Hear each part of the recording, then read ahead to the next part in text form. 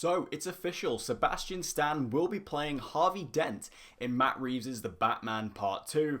Let's talk about it. So welcome back to Capes and Critiques, and in today's video I want to talk about the news that was heavily rumoured in the past few days, but has been officially confirmed by all the major trades, and that is that Sebastian Stan, actor most well known of course for his role in the Marvel Cinematic Universe as the Winter Soldier and many other acclaimed roles, will now be taking on a new role in the DC Universe, this time for Matt Reeves' The Batman Part 2, as the character Harvey Dent. Now this is something that doesn't really come as a major surprise, I think, to many of us who have been following the news of The Batman Part 2, because not only had this particular character in this particular casting been heavily rumoured in the kind of week building up to this, but when we look at what Matt Reeves seems to be building with this second entry into his Batman franchise and the kind of characters he's assembling for it, I think we all kind of predicted that the character of Harvey Dent would be making an appearance in this film and would probably have a fairly substantial role. And when you cast someone like Sebastian Stan in a role like that, then clearly this character is going to have quite an impact in the movie and is going to have a rather large role alongside the likes of Robert Pattinson and Jeffrey Wright. Now the reason I say that is because it seems evidently clear that Matt Reeves is taking heavy inspiration from the comic Batman: The Long Halloween. Now this is nothing new to the kind of Batman adaptation space. The Long Halloween has been used a number of times as an inspiration for many of the live action films that we've received so far for the Caped Crusader. But it seems like this one might be following it a little bit closer just due to the characters that we seem to be getting. Not only have we now got Harvey Dent confirmed, but we also seem to have as close to a confirmation as we can get that Gilda Dent is also going to be a part of the movie as well, who is rumoured to be played by Scarlett Johansson. We of course know that Scarlett Johansson is officially cast in the movie, we just don't know who she's playing quite yet. But I think now we have the confirmation of Sebastian Stan as Harvey Dent. I think it's pretty obvious that Scarlett Johansson is going to be playing Gilda Dent and they are going to be together in this movie. Now, what do I think about the casting of Sebastian Stan? I really like it. I think it's such a good choice. Sebastian has proven himself over the past few years of not only being a really good, versatile actor for, you know, these kind of big comic book sci-fi genre films. You know, he's spent years in the Marvel Cinematic Universe and he's still going. Like, he's going to be in Avengers Doomsday. I presume he's going to be in Secret Wars. He's a big part of the Marvel Universe still to this day. So him kind of going over and taking a trip over to the world of DC, it's nothing new for him. But this role will at least be a bit lower key than what he had to do with the Winter Soldier in regards to all the action sequences and stuff. So that might be nice for him.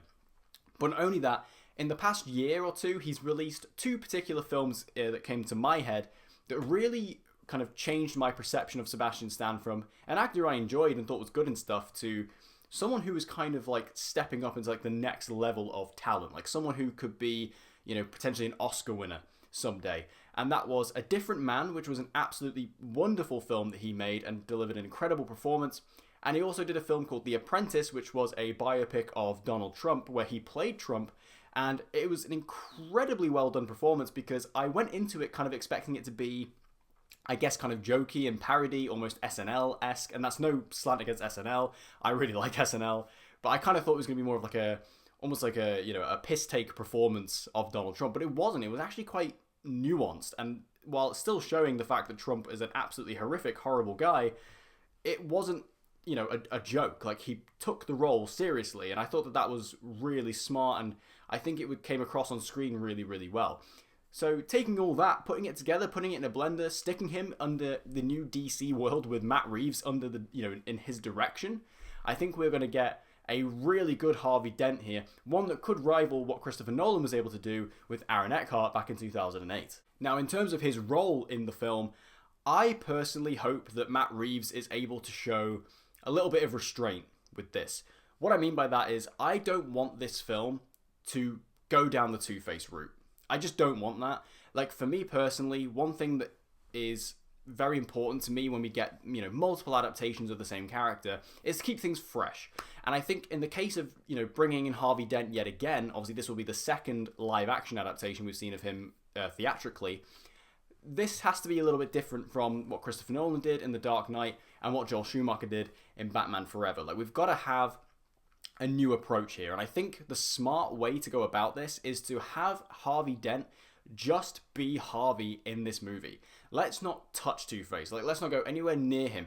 Fine if you want to tease something, like maybe if you, I know the first Batman movie didn't really do post-credit scenes, but if you want to do something right at the end to kind of tease the idea of Two-Face, you could do. But I think for this film, like for the Batman Part 2, let's have Harvey Dent as Harvey Dent. It's going to be so much more impactful if we spend a whole movie building this kind of relationship between Harvey and Batman and Bruce, and also having Jim Gordon there as well as kind of this trifecta, protecting Gotham.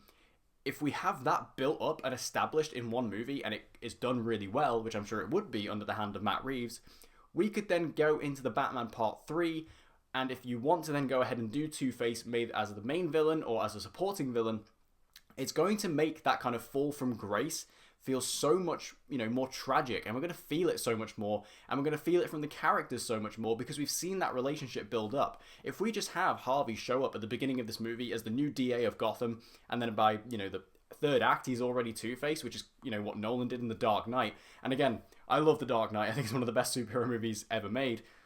But I think for this particular film, I think it would be really smart for Matt Reeves to actually just show a bit of restraint, hold back a little bit, and let Harvey Dent just be Harvey Dent for this one movie. And then if you want to do Two-Face next time around, go for it. I'm also just really excited to see Robert Pattinson and Sebastian Stan interact on screen together, because I think they are kind of similar actors in a lot of ways. They're around about the same age, they're both incredibly talented, and I think that they will be electric on screen as this duo.